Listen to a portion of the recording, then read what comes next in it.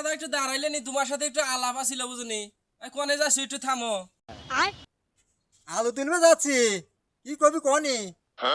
আরে দাদা কইছিলাম কি, মানে তোমার কাছে দেখা করছিলাম যে আমার কটা মিষ্টি আলু লাগলো নি, তুমি এবার বলে আলু আবাদ করছো বুঝছো, মানে তোমার কাছে কটা আলু নিলাম হইলেনি।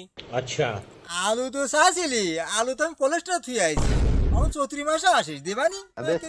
এ দাদা তো আলু দিতে চাইছিল, 14 মাস তো পরি গেল, তা যাই আলু নিয়ে আসি।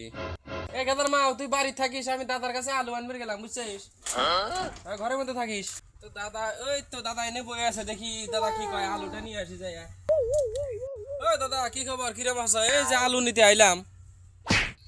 সে কথা আর কোষ নে, যখন ছিল আলু তখন না আলু এলানে আলু ফুরে যায় আলু। ইস, দাদা এটা তুই কোনো কথা কলু, তুই মোক আলু না দিলু।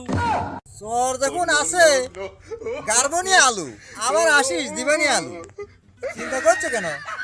ওরে শোনা, মন খারাপ করিস না, আমি দিবানি আলু জোগাড় করে তুলছি তোর জন্য, তা আসিস দিবানি, ও কষ্ট করিস না, আমি দিয়ে আসবানি। তাহলে দাদা আমি বাড়ি গেলাম, তাহলে তুমি আমাকে আলু ফেলে দিয়ে আসো নি, আমি তাহলে যাই। আচ্ছা ঠিক আছে। আদি।